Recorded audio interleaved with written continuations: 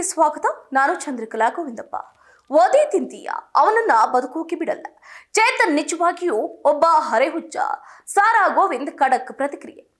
ನಟ ಚೇತನ್ ಅಹಿಂಸಾ ಅವರು ಡಾಕ್ಟರ್ ರಾಜ್ಕುಮಾರ್ ಸಮಾಧಿ ಜಾಗಕ್ಕೆ ಸಂಬಂಧಪಟ್ಟಂತೆ ನೀಡಿದ ಹೇಳಿಕೆ ತೀವ್ರ ವಿವಾದಕ್ಕೆ ಕಾರಣವಾಗಿದೆ. ಸಮಾಧಿಗೆ 2.5 ಎಕರೆ ಜಾಗ ನೀಡಿದ್ದು ಸರಿಯಲ್ಲ ಅಂತ ಅನೇಕರು ವಿರೋಧಿಸಿದ್ದಾರೆ. ಕರ್ನಾಟಕ ಚಲನಚಿತ್ರ ವಾಣಿಜ್ಯ ಮಂಡಳಿ ಮಾಜಿ ಅಧ್ಯಕ್ಷ ಸಾರಾ ಗೋವಿಂದ್ ಅವರು ಖಾರವಾಗಿ ಪ್ರತಿಕ್ರಿಯಿಸಿದ್ದಾರೆ. ಚೇತನ್ ಕ್ಷಮೆ ಕೇಳಿದ ಬಳಿಕ ಮತ್ತೆ ನಾನು ಮಾತನ್ನ ಬದಲಾಯಿಸಿದ್ದೀನಿ. ನಿಜವಾಗಿಯೂ ಅವನೊಬ್ಬ ಹರೆಹುಚ್ಚ. ಅವನಿಗೆ ಯೋಚನಾ ಶಕ್ತಿ ಇಲ್ಲ. ಅಂಥವರನ್ನ ನಮ್ಮ ಜೊತೆ ಇಟ್ಕೊಂಡ್ರೆ ನಮಗೆ ಕೆಟ್ಟ ಹೆಸರು ಬರುತ್ತೆ. ಅವನು ಯಾವುದೇ ಸಿನಿಮಾದಲ್ಲಿ ನಟಿಸಿದ್ರು ಅದನ್ನ ಬಹಿಷ್ಕರಿಸಬೇಕು ಅಂತ ಜನರು ತೀರ್ಮಾನ ಮಾಡಿಬಿಟ್ಟಿದ್ದಾರೆ ಅಂತ ಸಾರಾ ಗೋವಿಂದ್ ಹೇಳಿಕೆಯನ್ನು ಕೊಟ್ಟಿದ್ದಾರೆ. ಇನ್ನು ಚೇತನ್ ಅಹಿಂಸಾ ವಿರುದ್ಧ ಈಗಾಗಲೇ ಕೆಲ ಕನ್ನಡ ಪರ ಸಂಘಟನೆಗಳು, ರಾಜ್ಕುಮಾರ್ ಅಭಿಮಾನಿಗಳ ಸಂಘಗಳು ಪೊಲೀಸ್ ಠಾಣೆಯಲ್ಲಿ ಹಾಗೆ ಚಲನಚಿತ್ರ ಸಂಘಗಳಿಗೆ ದೂರನ್ನು ನೀಡಿವೆ. ಇದೀಗ ರಾಜ್ಕುಮಾರ್ ಸಂಘದ ಅಧ್ಯಕ್ಷರಾಗಿದ್ದ ಸಾರಾ ಗೋವಿಂದ್ ಅವರು ಈ ಬಗ್ಗೆ ಮಾತನಾಡಿದ್ದು, ಚೇತನ್ ವಿರುದ್ಧ ತೀವ್ರ ವಾಗ್ದಾಳಿಯನ್ನ ಮಾಡಿರುವ ಜೊತೆಗೆ ಚೇತನ್ ಅವರಿಗೆ ನೇರವಾಗಿ ಬಹಿರಂಗವಾಗಿ ಎಚ್ಚರಿಕೆಯನ್ನು ಕೊಟ್ಟಿದ್ದಾರೆ. ಈ ಬಾರಿ ಚೇತನ್ಗೆ ವಧೆ ಬೀಳುವುದು ಖಂಡಿತ ಅಂದಿದ್ದಾರೆ. ನಟ ಸಾಮಾಜಿಕ ಕಾರ್ಯಕರ್ತ ಚೇತನ್ ಅಹಿಂಸಾ ಡಾಕ್ಟರ್ ರಾಜ್ಕುಮಾರ್ ಸಮಾಧಿ ಬಗ್ಗೆ ಮಾಡಿರುವ ಪೋಸ್ಟ್ಗೆ ಭಾರಿ ಆಕ್ರೋಶ ವ್ಯಕ್ತ ಆಗ್ತಾನೆ ಇದೆ. ಚೇತನ್ ಅಹಿಂಸಾ ವಿರುದ್ಧ ಈಗಾಗಲೇ ಕೆಲ ಕನ್ನಡ ಪರ ಸಂಘಟನೆಗಳು, ರಾಜ್ಕುಮಾರ್ ಅಭಿಮಾನಿಗಳ ಸಂಘದವರು ಪೊಲೀಸ್ ಠಾಣೆ ಮೆಟ್ಟಿಲೇರಿದ್ದು ಚಲನಚಿತ್ರ ಸಂಘಗಳಿಗೂ ಕೂಡ ದೂರನ್ನ ನೀಡಿವೆ. ಇದೀಗ ರಾಜ್ಕುಮಾರ್ ಸಂಘದ ಅಧ್ಯಕ್ಷರಾಗಿದ್ದ ಸಾರಾ ಗೋವಿಂದ್ ಅವರು ಈ ಬಗ್ಗೆ ಮಾತಾಡಿದ್ದು, ಚೇತನ್ ವಿರುದ್ಧ ತೀವ್ರ ವಾಗ್ದಾಳಿ ಮಾಡಿರೋದ್ರ ಜೊತೆಗೆ ಚೇತನ್ ಅವರಿಗೆ ನೇರವಾಗಿ ಬಹಿರಂಗವಾಗಿ ಎಚ್ಚರಿಕೆಯನ್ನು ಕೊಟ್ಟಿದ್ದಾರೆ. ಈ ಬಾರಿ ಚೇತನ್ಗೆ ವಧೆ ಬೀಳುವುದು ಖಂಡಿತ, ಮುಖ ಮುಲಾಜು ನೋಡುವುದಿಲ್ಲ.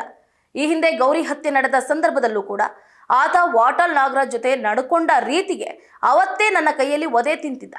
ಆದರೆ ಅವತ್ತು ಪೊಲೀಸರು ಆತನನ್ನ ಕಾಪಾಡಿದ್ರು. ಆದರೆ ಈಗ ಖಂಡಿತ ವಧೆ ತಿಂತಾನೆ. ಆತ ಮಾತನಾಡಿರೋದು ಕರ್ನಾಟಕದ ಸಾಂಸ್ಕೃತಿಕ ರಾಯಭಾರಿ ಡಾಕ್ಟರ್ ರಾಜ್ಕುಮಾರ್ ಅವರ ಬಗ್ಗೆ.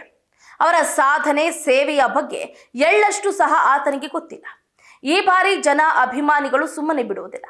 ಸಾಮಾಜಿಕ ಅಶಾಂತಿ ಸೃಷ್ಟಿಸೋದಕ್ಕೆ ಯತ್ನಿಸ್ತಾ ಇರುವ ಅವನನ್ನ ಕೂಡಲೇ ಗಡೀಪಾರು ಮಾಡಬೇಕು.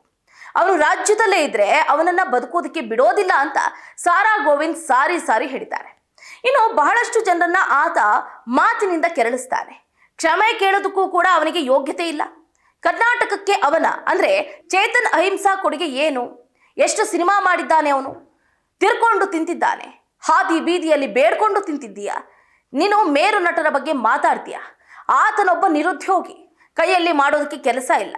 ಮೊದಲು ಕೆಲಸ ಹುಡ್ಕೋ. ನಾವು ಸರ್ಕಾರದ ಮೇಲೆ ಒತ್ತಡವನ್ನ ಹಾಕ್ತೀವಿ.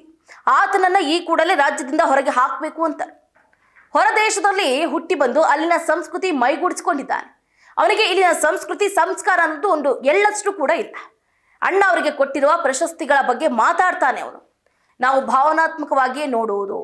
ಅಣ್ಣ ಅವರು, ವಿಷ್ಣುವರ್ಧನ್ ಅವರಂತಹವರನ್ನ ಸಹ ನಾವು ನೆನಪಿನಲ್ಲಿ ಇಟ್ಕೊಳ್ಳದೆ ಹೋದ್ರೆ ಹೇಗೆ?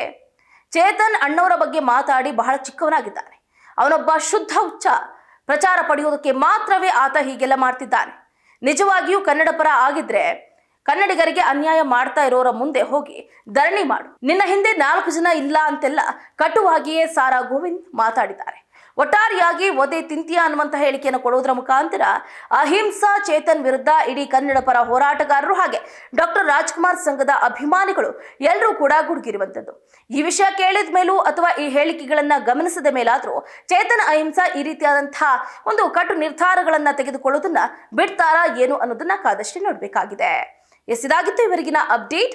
ನೋಡ್ತಾ ಇರಿ ಸ್ಪೀಡ್ ನ್ಯೂಸ್, ಸುದ್ದಿ ನಿಮ್ಮದು, ವೇಗ ನಮ್ಮದು.